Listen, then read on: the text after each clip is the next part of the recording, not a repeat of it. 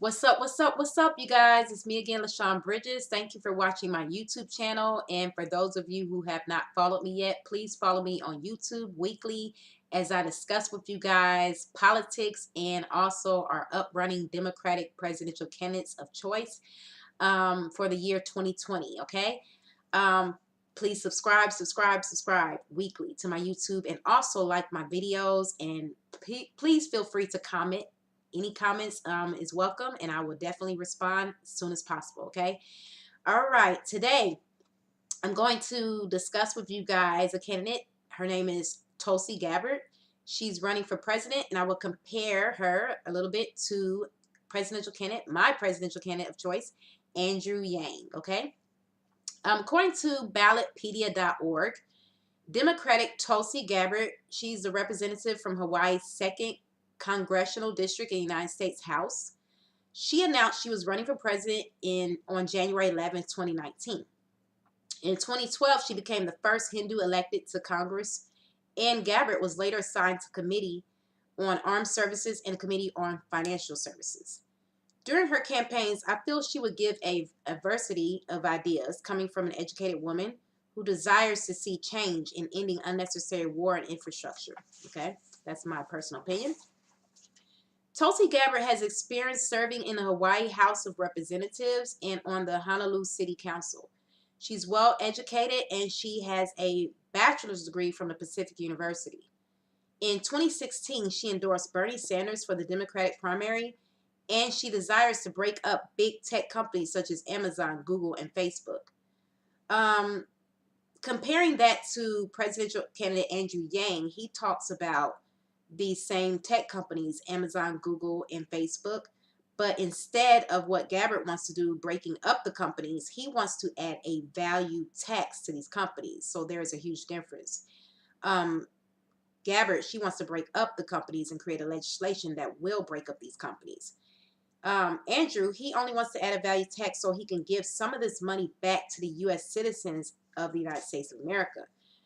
He calls this plan the Freedom Dividend Plan, which is $1,000 a month for use of every citizen of the United States of America. This money will be used for anything, that citizens need for personal expenses, education, savings, investing into your own business, whatever you want to use it for, So I have been saying on all my videos that, this Freedom Dividend Plan that Andrew Yang is trying to introduce and actually, bring forth to the United States citizens is probably the best plan that you're going to hear. I know it's the best plan that I've heard so far.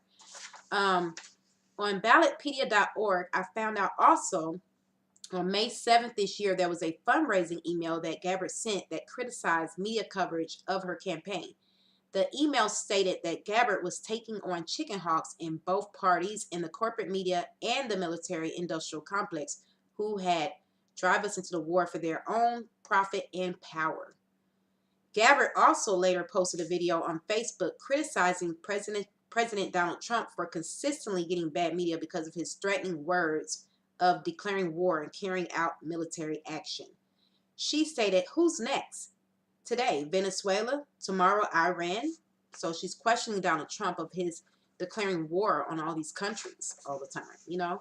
She doesn't want war. She wants peace. I feel that Gabbard, she's trying to push for more peace. She probably desires to compromise and build some form of trust to these countries instead of being so prone to war like presidential Donald Trump. She probably feels that too many soldiers, they're, putting their lives out there and they're putting their lives at risk. And we constantly have senseless wars and, people are dying, in war. And it's not good for the families or for anybody, to go to war. So, a lot of people are suffering. You can compare, you compare a lot of ideas that I've compared to Andrew Yang, and, he has great ideas and solutions, over 70-something policies. You can go on Andrew Yang's site, 2020.com, where he just talks about a policy that talks about war as well. But his signature policy is the Freedom Dividend, of course, that I explained to you guys earlier, which is $1,000 a month. But Andrew Yang, his policy on war, if you go on his site, the policy is called a Foreign Policy First Principle. And he also believes that in the past years, America has engaged in conflicts costing the United States trillions of dollars in war.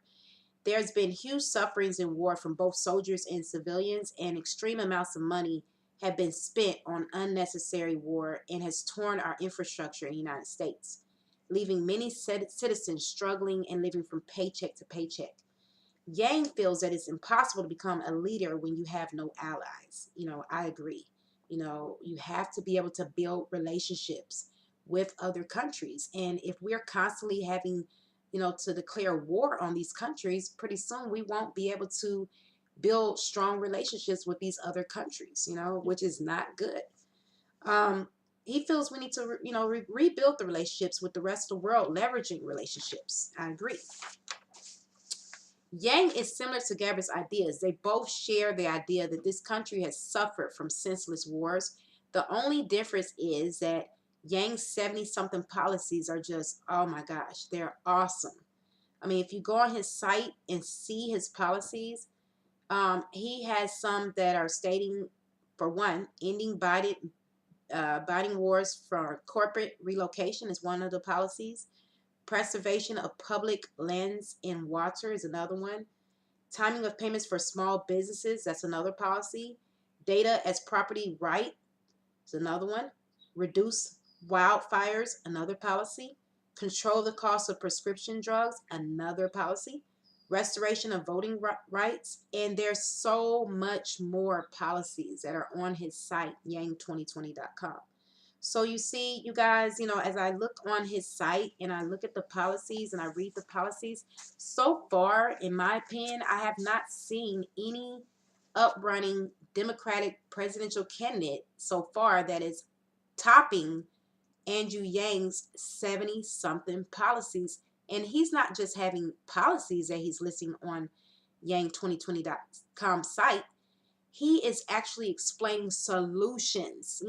That's what we need in America. We need solutions. So many Americans, we're tired of the everyday talk of politics and politicians, giving us false promises, false hopes, false dreams. We need policies. We need solutions. And that is what Andrew Yang is doing. He's not just giving us a bunch of hopes and dreams and promises and good speeches so we can clap and say, oh, yay, and cheer, hey, thank you, yay, yay, yay. No, he's giving us actual policies and solutions, And to me, I mean, so far I haven't seen, I'm going to continue to view our uprunning candidates for Democratic side, but I haven't seen any Democratic uprunning candidates that are out, that are topping what Andrew Yang's policies are and are topping what he has to say. I mean, even with Gabbard, she's giving good ideas, but I don't see a lot of policies in place. It's good that she does not want war. Nobody wants war. Nobody wants their family member dying. I have a lot of family members in war. I came from a military background. My father was a sergeant in the U.S. Army. He's visited places like Korea, Germany, other places. I can't remember all the places, but I know Korea was one. He was there for 2 years, stationed in Korea. He was there in Germany for a good couple years when I was little, so I don't remember. I was a baby. So, I mean, I have a strong military background, so I can relate to Gabbard on what she's stating as far as in we need more peace instead of war. And yes, I do believe that a lot of wars are necessary, but I also believe there are a lot of wars that are not necessary, that we can try to build some kind of strong relationship with other countries before it has to lead to war all the time. So I do back up what Gabbard is saying as far as her ideas about war, but I'm also feeling that she's still not topping all the policies and solutions that Andrew Yang has, because he has policies on war as well, and he wants peace and wants everyone to come together instead of having war as well. But his policies are just phenomenal. They're just awesome. So, I mean, and that's why I am voting for Andrew Yang. But I will continue to follow Gabbard and follow Harris and follow Buttigieg and Bernie Sanders and all these uprunning candidates. I will continue to follow them each week and learn more information, any new information, and bring it to you guys as I find out new information, okay? and I will also, post any information or any videos that I have that's new on Andrew Yang as well. So please continue to follow me on YouTube every week, and I will be looking forward to your comments. And thank you for watching. See you next time. Bye bye.